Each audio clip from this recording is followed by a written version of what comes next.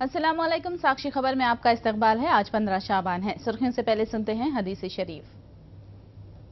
बिस्मिल्लाहिर्रहमानिर्रहीम। हजरत अब्दुल्ला बिन उमर रज़ियल्लाहु अन्हु से रिवायत है, रसूलुल्लाह सल्लल्लाहु अलैहि वसल्लम ने फरमाया, मुसलमान बंदे की तौबा दम निकलने के वक्त भी कबूल कर ली जाती है। और अब सुर्खियां। हिंद ईरान के दरमियान तारीखी छबाहर मुआहिदा, ईरानी बंदरगाहों की तरक्की के जरिए वस्ती एशिया के लिए राहें होंगी हमवार।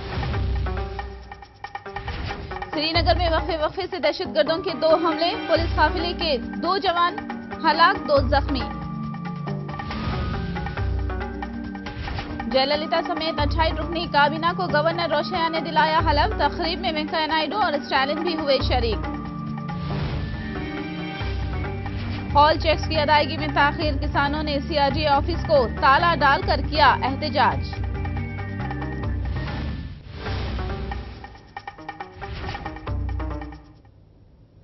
और अब तफसील। वजीर आजम नरेंद्र मोदी ने ईरान के दौरे के दौरान सदर ईरान हसन रूहानी से मुलाकात की। इस मौके पर दोनों मुल्कों के दरमियान छबाहर मुआहिदा तय पाया है, जिसके तहत ईरान की बंदरगाहों को हिंदुस्तान 200 करोड़ अमरीकी डॉलर की लागत से तरक्की देगा और इस्तेमाल भी करेगा। इसके अलावा छबाहर और जाहिदान के दरमियान 500 किलोमीटर की रेलवे हिंदुस्तानी इश्तिराक से बिछाई जाएगी।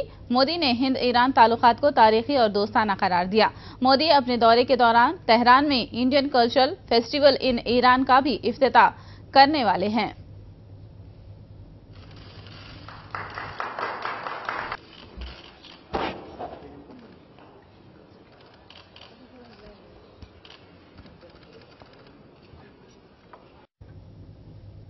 अनाडीएम के सरबराह जयललिता ने तमिलनाडु के वजीर आला की हैसियत से आज ओहदे और राजदारी का हल्फ लिया। वो लगातार दूसरी बार और मजमूई तौर पर छठी बार तमिलनाडु की वजीर आला बनी है।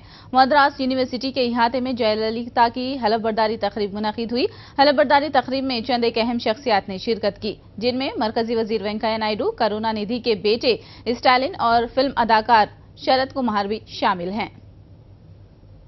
जय जयललिता एन्नुम नान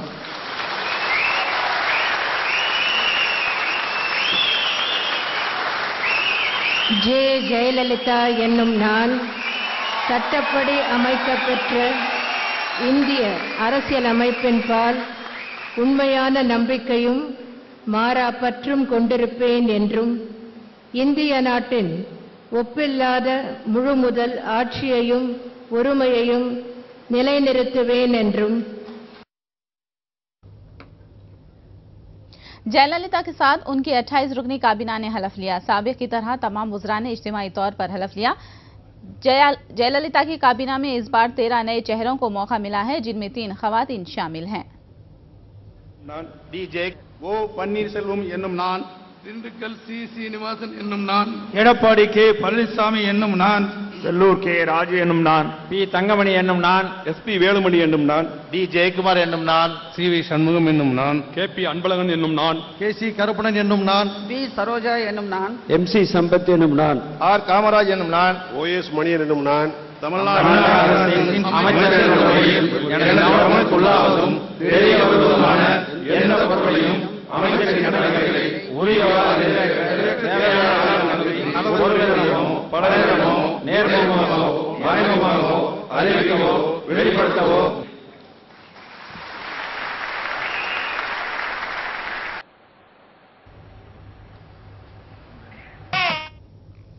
जम्मू कश्मीर में वक्फे से दहशतगर्दों ने 2 बार पुलिस काफिले पर हमला किया। इस हमले में 2 पुलिस जवान हलाक हो गए। मजीद 2 जख्मियों को फौरी अस्पताल मुंतकिल किया गया। फौरी चौकस होते हुए फौज ने दहशतगर्दों की सरगर्मी से तलाश शुरू कर दी है।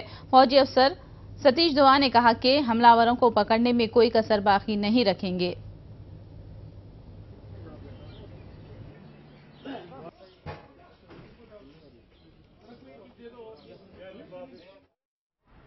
दुख की बात है कि शहर के अंदर पुलिस वालों पर अटैक किया गया। मैं आपको ये यकीन दिलाना चाहता हूं कि फौज, पुलिस और बाकी एजेंसियां हम सब मिल के मुस्तैदी से तैयार हैं ऐसे कोई भी हमले और ऐसे कोई भी थ्रेट को नकारा करने के लिए। तकरीबन हर साल ऐसे होता है, जब गर्मियां आती हैं, जब बर्फ पिघलने लगती है, तब ऐसी वारदातें बढ़ जाती हैं। यकीन मैं कश्मीर के अवाम को, आप सबको ये दिलाना चाहता हूं कि आर्मी, आरआर, पुलिस, सीआरपीएफ के साथ मिलकर, सब इंटेलिजेंस एजेंसियों के साथ मिलकर हम लोग पूरी मुस्तैदी से तैयार हैं ऐसे किसी भी हालात के लिए, और हम ऐसे इनके इरादे कामयाब नहीं होने देंगे। कांग्रेस लीडर मोहम्मद अली शबीर ने टीआरएस हुकूमत की 2 साल कारकर्दगी पर व्हाइट पेपर जारी करने का मुतालबा किया। उन्होंने कहा कि केसीआर महज इलेक्शन डिफेक्शन और सेलिब्रेशन में मसरूफ हैं। उन्होंने हुकूमत के दावों के मुताबिक अमली इक़दामात को अवाम के रूबरू वाज़ेह अंदाज में पेश करने का मुतालबा किया। ఈ రెండేళ్లలో మీరు తీసుకున్న మీ నిర్ణయాలు ఏంటి, దానికి కేటాయించిన డబ్బులు ఎంత, అది ఎంతవరకు అమలైనాయి, దాని మీద ఎంత ఖర్చు అయినాయి, మీరు ఎంత అప్పు చేసినారు, ఇంకా మీరు ఎంత అప్పు చేయబోతున్నారు. ఎందుకంటే బడ్జెట్లో క్లారిటీ లేదు. బడ్జెట్లో లేని అంశాల్లో కూడా మీరు లోన్లోకి పోతున్నారు, కార్పొరేషన్ చేసి కొత్త కొత్త కార్పొరేషన్లు పెట్టుకొని. కాబట్టి ఏ కార్పొరేషన్ ద్వారా ఎన్ని డబ్బులు తీసుకున్నారు, ఎంత అమలైంది, ఎంతవరకు అయింది, ఇది తెలంగాణ ప్రజల ప్రథమ హక్కు. ప్రైమరీ మాకు హక్కు ఉన్నది. మా ప్రభుత్వం 2 సంవత్సరాల్లో ఏం చేసిందో అది దయచేసి 2 సంవత్సరాల మీ చేసిన కార్యక్రమాలు ప్రజల ముందు వైట్ పేపర్ ద్వారా మీరు తెలియజేయాలని మేము డిమాండ్ చేస్తున్నాం. ఇకపోతే ఇప్పుడు మీరు ఒకవైపు భయంకరమైన కరువు వచ్చిందని తమరు చెప్తున్నారు ముఖ్యమంత్రిగా, అక్కడ ప్రధానమంత్రి కూడా చెప్తున్నారు. ఆయన 1 రూపాయి ఇస్తలేరు రైతులకు, మీరు 1 రూపాయి ఇస్తలేరు రైతులకు. टीआरएस एमएलसी करने प्रभाकर ने अजला की तश्कील पर कांग्रेस और तेलुगुदेशम की तनकीद को मुस्तरद कर दिया। उन्होंने रिमार्क किया कि तेलुगुदेशम और कांग्रेस पार्टी अवाम की फलाह नहीं चाहते हैं। उन्होंने सवाल किया कि नए अजला की मुखालिफत क्यों की जा रही है, वाज़े किया जाए। తెలంగాణ వ్యాప్తంగా పెద్ద ఎత్తున ఉద్యమాలు జరుగుతూ ఉంటే జిల్లాల ఏర్పాటునే వ్యతిరేకిస్తున్నటువంటి కాంగ్రెస్ తెలుగుదేశం పార్టీ నాయకులు వ్యతిరేకిస్తున్న కారణం ఏందో చెప్పాలి, వాళ్ళకున్న అభ్యంతరాలు ఏందో చెప్పాలి. అభ్యంతరాలు చెప్పకుండా మూర్ఖంగా గుడ్డిగా జిల్లాల ఏర్పాటే కావద్దు అని మాట్లాడుతుంటే, ఒకవేళ జిల్లాలైతే మేము చెప్పినట్టు మాత్రమే కావాలని మూర్ఖపు ఆర్గ్యుమెంట్ చేస్తున్నటువంటి తెలుగుదేశం పార్టీ, కాంగ్రెస్ పార్టీ నాయకులారా, ఒకవేళ జిల్లాల అభివృద్ధి జరిగి ఈ రాష్ట్ర ప్రజలు అభివృద్ధిలోకి పోతారని ఒక భయమా?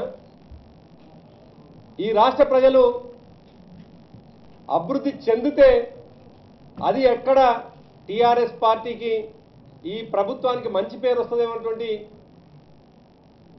భయం మిమ్మల్ని వెంటాడి ఈ జిల్లా ఏర్పాట్లని వ్యతిరేకిస్తున్నా సూటిగా చెప్పాలి. अक़लियती अक़ामती स्कूलों में दाखिलों की ऑनलाइन दरख्वास्त दाखिल करने की तारीख में मजीद 5 दिन तोसी कर दी गई है। आज ये तारीख खत्म हो रही थी, जिसको 28 मई तक बढ़ा दिया गया है। इस ज़िम्मन में वालिदैन और सरपरस्तों से ज्यादा तादाद में दरख्वास्तें दाखिल करने की अपील की गई है। आगे बढ़ते हैं, मैं जनाब अब्दुल कादिर और यहाँ पर मौजूद मुकेश नामी शख्स जू में बबर के इलाके में दाखिल हो गया। बताया जाता है कि मुकेश नामी शख्स नशे की हालत में बबर के इलाके में कूद पड़ा और बबर के इंतहाई करीब तक पहुंच गया, जिसका वीडियो भी जारी किया गया है। जू ओहदेदारों और अमले की लापरवाही की वजह से वो बबर के इलाके में दाखिल हो गया। गर्चे इसे बाद में बचा लिया गया, मगर एक बार फिर जू सिक्योरिटी की कोताही आश्कार हो गई। हाल ही में एक बार शेर पिंजरे से निकल आया था और एक और वाकये में रेंज ने पिंजरा तोड़कर हंगामा बर्पा किया था और बरखी शौक लगने से एक लड़की की जू में मौत भी वाक़ई हुई थी। लेकिन फिर भी जू अमले की लापरवाही बदस्तूर जारी है। రాయి విసరడంతో ముఖేష్ బతికి బయటపడ్డాడని చెప్తున్నారు.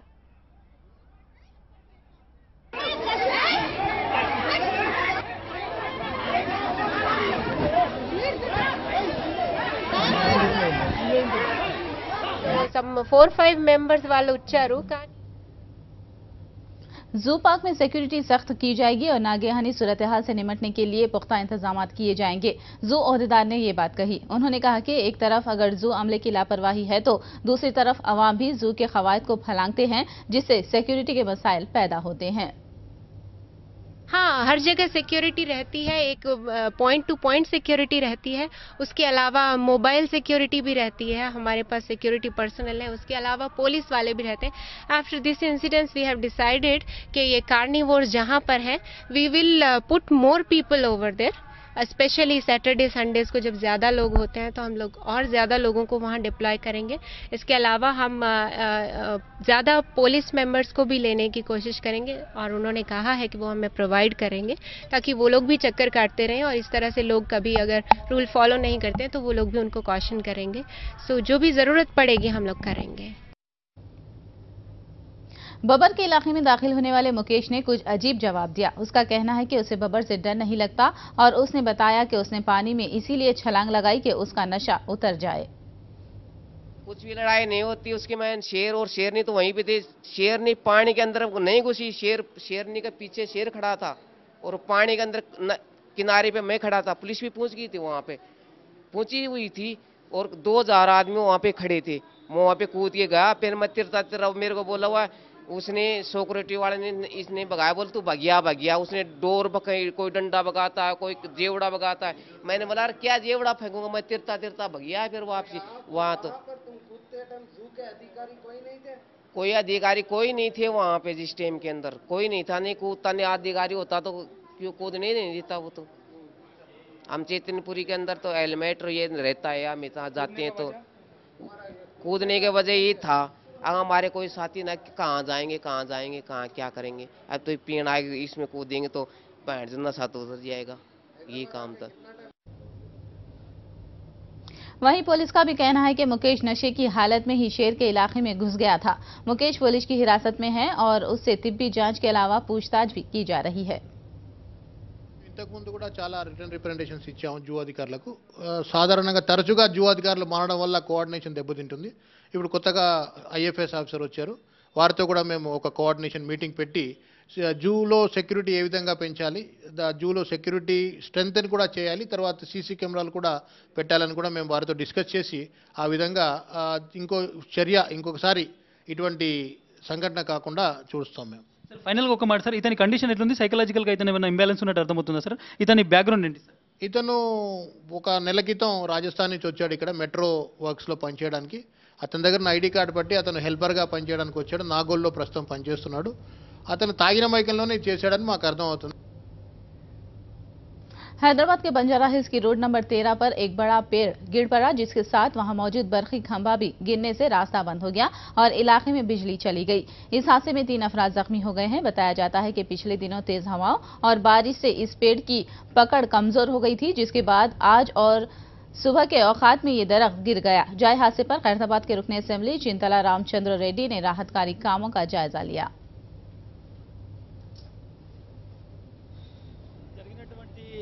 ఏదైతే గాలి దుమారం వచ్చిందో దాంతో ఉన్నటువంటి చెట్టు వీక్ అయిపోయిందనేది స్పష్టంగా మనకు కనిపిస్తుంది. ప్రైవేట్ వాళ్ళని కూడా సా కటింగ్స్ కూడా తెప్పించాను నేను.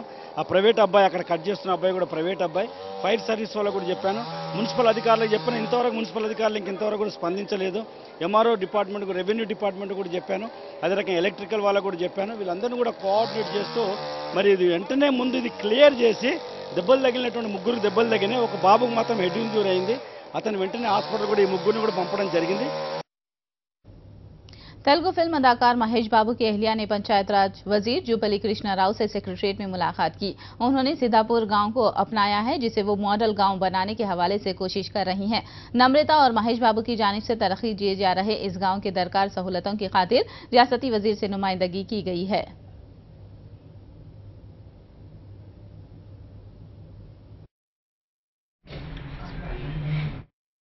The funding that we need for making Siddhapuram a smart village and a model town for all of Telangana. And thank you very much, sir. And we're looking forward to do whatever we can to make this a model village. రైతాంగం, మహిళా సంఘాలు కావచ్చు, మహిళలు కావచ్చు, యువత కావచ్చు, విద్యార్థి విద్యార్థుల కోసం మొత్తాన్ని కూడా ఒక సంఘటిత శక్తి చేసి ఆ గ్రామం మొత్తం కూడా మహాత్మా గాంధీ గారు కలలు కన్నటువంటి గ్రామం స్వయం సమృద్ధి సాధించాలనేటువంటి దానికి అనుగుణంగా ఈ రాష్ట్రం ఏర్పడిన తర్వాత గౌరవ ముఖ్యమంత్రి గారి ఆలోచనలు ముందుకు పోతున్నాం. అదే స్థాయిలో అదే పద్ధతిలో నమ్రత గారు కూడా ఈ యొక్క సిద్ధాపూర్ గ్రామాన్ని దత్తత తీసుకొని మా వంతు సహాయ సహకారం అందించి గ్రామాన్ని ఒక ఆదర్శ గ్రామంగా తీర్చిదిద్దాలంటే ఆలోచనతో దత్తత తీసుకున్నందుకు వారిని కూడా అభినందిస్తాను. Thank you. जमानत पर रिहा होने वाले दिल्ली यूनिवर्सिटी के प्रोफेसर साई बाबा पहली बार हैदराबाद आए हैं। गन पार्क पर उन्होंने तेलंगाना के शहीदों की यादगार पर खिराज पेश किया। साई बाबा ने कहा कि आने वाले दिनों में तेलंगाना में किए जाने वाली अवामी जद्दोजहद में पेश रहेंगे। उन्होंने कहा कि वरंगल में मुनक़िद होने वाले आदिवासी इजलास में हुकूमत रुकावट डालने की कोशिश कर रही है, जिसकी उन्होंने शदीद मुखालिफत की। उन्होंने ऐलान किया कि आदिवासियों और गिरिजनों के इजलास में वो जरूर शरीक होंगे।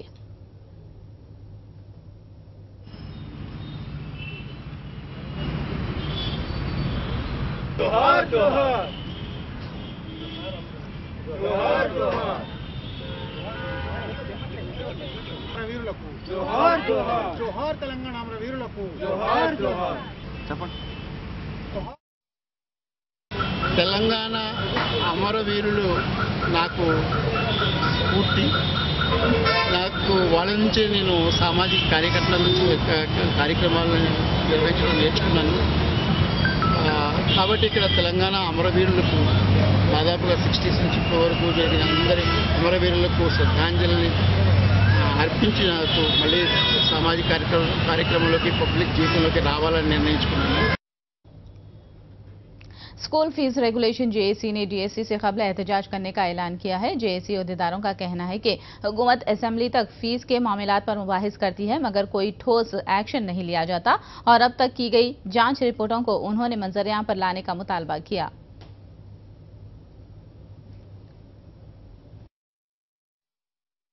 ప్రతి ఒక్క ఇంట్లో ఈరోజు ఫీజు ఫీవర్ అనేది నడుస్తోంది. ఒక కొత్త అకాడమిక్ ఇయర్ వస్తుందంటే ఎంత ఫీజు స్కూల్ వాళ్ళు పెంచుతారా అన్న భయంతో పేరెంట్స్ ఉన్నారు. మరి పేరెంట్స్కి ఉన్న రైట్స్ ఏంటి, అసలు మనకున్న జియోస్ ఏంటి, ఇది చేయడానికి ఒక అవేర్నెస్ క్యాంపెయిన్స్ ఈ జేఎస్ఎస్ఎఫ్ఆర్ నుంచి తప్పకుండా మేము ముందుకు పెడుతున్నాము. ఈ వచ్చే 25th మే అంటే ఎల్లుండి మేము డిఎస్సి ముందు ఒక ప్రొటెస్ట్ చేయబోతున్నాము. మరి 12 స్కూల్స్కి ఇన్వెస్టిగేషన్ వేసామన్నారు. 1 year దాటిపోతోంది. ఆ ఇన్వెస్టిగేషన్ రిపోర్ట్ ఇప్పుడు దాకా బయటకు రాలేదు.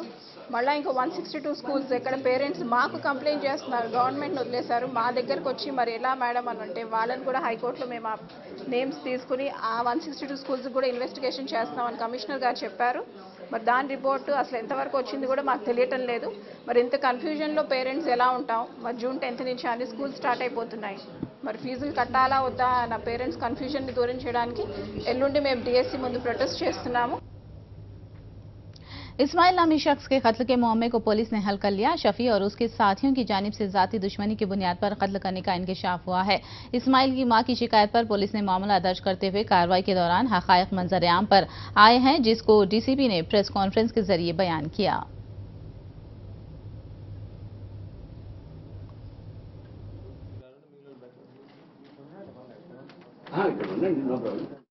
तो बोलने से नज़ीर 13 तारीख को इनको शफीउल्लाह को मिलने के वास्ते इस्माइल को इतला दिया। तो इस्माइल ने और 13 तारीख रात को उनको मदर को बता के ऐसा मेरे को शफीउल्लाह बुलाया, मैं जा रहा हूँ बोल के बता के वो चले गए। जाने के बाद वहाँ नज़ीर के घर के जाने के बाद तो वो शफीउल्लाह भी उधर आया था। तो अभी शफीउल्लाह बोला इनका हम दोनों बात कर लेंगे बाहर। तो उन्होंने ये नज़ीर के घर के थोड़े आगे जाके उन्होंने बात कर रहे थे। तो नज़ीर अंदर घर में चले गए उनके फ्रेंड्स के साथ। तो ये शफीउल्लाह जो ऑलरेडी प्लान किया था इस्माइल को ख़त्म करने को उसके प्लान के मुताबिक उन्होंने और A2, A3, A4, A5, A6 से वो लोगों को ऑलरेडी बुला के रखा, वो थोड़ा दूर पे। उनका नाम है शेख अहमद पाशा, इन अत्तापुर के है, मोहम्मद आरिफ है राजेंद्र नगर, सैयद आइबेद राजेंद्र नगर, सैयद मखदूम राजेंद्र नगर और सैयद जईद अहमद शिवम विद्यानगर के नल्लाकुंटा के हैं। ये लोग ऑलरेडी उधर थोड़ा दूर में खड़े हो गए हैं। बाद में उन्होंने भी इनके पास आ गए। तो उनके प्लान के मुताबिक उनको कार में ले लिए, जो शफीउल्लाह कार वैगनार कार है उसमें उसको अंदर ले लिए और अंदर उनको फटाफट चाकू मार दिए। मार देने के बाद अभी ये सफ़ीउल्ला और उनके साथी ये 6 जैद अहमद बाहर निकल गए और वो ये सब लोग ये 4 लोगों को कार में उसको लेके जाके बॉडी डिस्पोज को बाहर करने के वास्ते उनको हुक्म दे दिए। केरला में एलडीएफ कारकुनों की जानिब से जीत का जश्न मनाने पर बीजेपी कारकुनों की जानिब से उन पर हमले का सीपीआई ने इल्जाम लगाया। आज बीजेपी ऑफिस के करीब सीपीआई कारकुनों ने धरना मुनज़्ज़म किया और बीजेपी का पुतला नजर आतिश किया।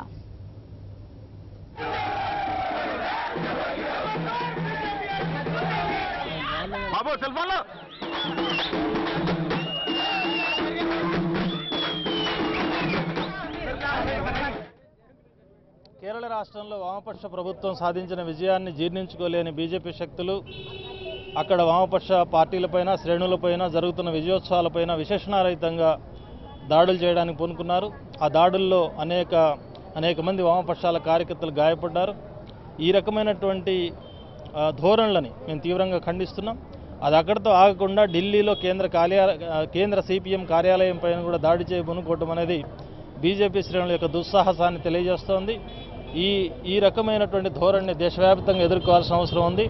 ఇది కేవలం సిపిఎం పార్టీ పైన జరుగుతున్న దాడిగా ఎవరైనా భావిస్తే చాలా పొరపాటు। బీజేపీ యొక్క సిద్ధాంతం మనుధర్మ సిద్ధాంతం, ఆ ధర్మం ప్రకారం దేశవ్యాప్తంగా లౌకిక శక్తులపైన అట్లాగే మైనారిటీలపైన మరొక వైపున దళితులపైన అగ్రవర్ణ కుట్రలు సాగుతున్నాయి। కాబట్టి వీటికి వ్యతిరేకంగా దేశవ్యాప్తంగా లౌకిక శక్తులు ఏకం కావాల్సిన అవసరం ఉందని మేము భావిస్తున్నాం। ఈ రోజు జరుగుతున్న ఈ దాడిని దేశవ్యాప్తంగా ఖండించాలని మేము కోరుతున్నాం। ईरान में तारीखी मुआहदे के बाद नरेंद्र मोदी तेहरान में बात कर रहे हैं। सीधा रुख करते हैं तेहरान का। از آداب و رسوم تا فناوری، از سرمایه‌گذاری تا فناوری اطلاعات، از مردم تا سیاست با هم متصل بشوند.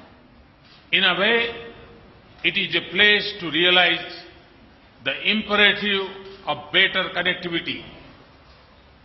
به نحوی این یک تعهد است برای درک ضرورت و نیاز اتصالات بهتر.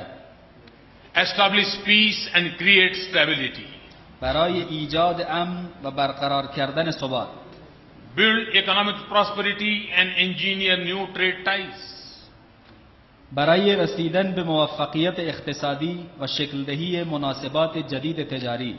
Curb radicalism and remove shadows of terror and break barriers and spread sweetness of familiarity among our people. برای فرونشاندن افراطیگری و پایان دادن سایه‌های تروریسم و همچنین برای برطرف ساختن موانع و گسترش ملاحت و آشنایی و انس بین مردم. I compliment Excellency Rouhani and Ghani for the leadership in guiding this effort. این جانب از عالی جنابان روحانی و غنی برای رهبری و راهنماییشان در خصوص این اقدام ستایش می‌کنم. Thank you all. Thank you very much. از همه متشکرم. تشکر فراوان. از عالی جناب اشرف غنی ریاست محترم جمهوری اسلامی افغانستان نیز تقاضا میکنم بیانات خودشون رو ایراد بفرمایند. بسم الله الرحمن الرحیم. جناب روحانی، جناب Iran में तारीखी मुआहदे के बाद मोदी ने खिताब किया और अब आगे बढ़ेंगे। शौहर को उसकी बीवी ने ही मौत के घाट उतार दिया। नलगुना जिले के गुरारा से ताल्लुक रखने वाले वेंकटेश और सुगुना का जोड़ा काम की तलाश में अक्सर चिंतल बस्ती आया करते थे। मजदूरी के दौरान वेंकटेश अपने एक पैर से महरूम हो गया। तब से वेंकटेश की जिम्मेदारी भी सुगुना पर आ गई। हमेशा की तरह दोनों ने इस बार भी चिंतल बस्ती के घर में खूब शराब पी। दोनों में झगड़ा हुआ और नशे में धुत सुगुना ने अपने शराबी शौहर वेंकटेश के सर पर रॉड से वार कर दिया, जिससे उसकी मौत ही वाक़ई हो गई। पुलिस ने सुगना को हिरासत में ले लिया और मुकदमा दर्ज करके जांच की जा रही है। एपी हुकूमत के तहत आज पब्लिक अकाउंट्स कमेटी का इजलास मुनाकिद हुआ, जिसमें अहम अपोजिशन के अलावा बीजेपी व दीगर पार्टी के नुमाइंदे शरीक हुए। हुकूमत से दरियाफ्त किए जाने वाले सवालात और शफाफियत के हवाले से मुख्तलिफ वजाहतें तलब की गई हैं।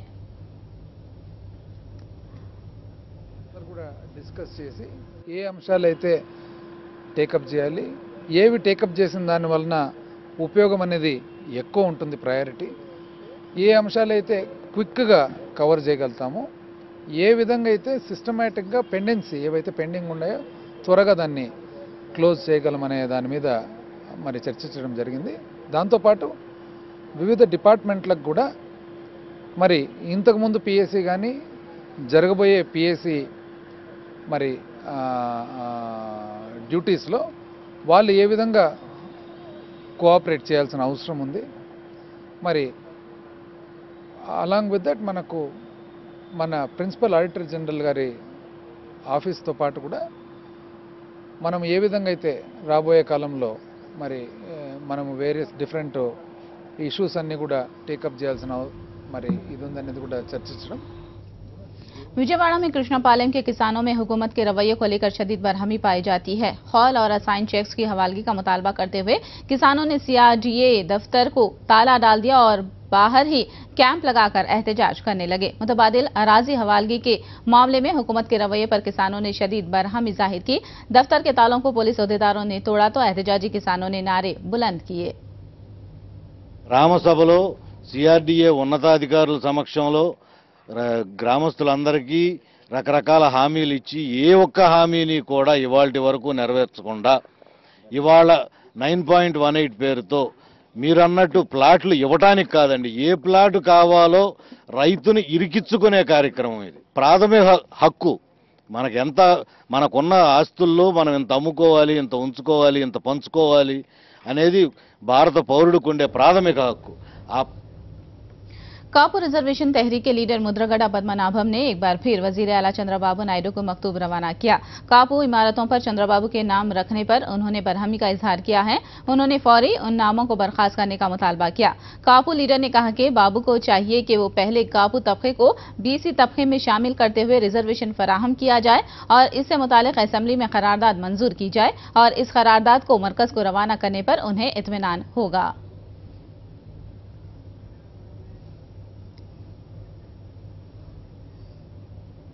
साक्षी खबर में फिलहाल इतना ही। साक्षी टीवी पर खबरों का सिलसिला जारी रहेगा।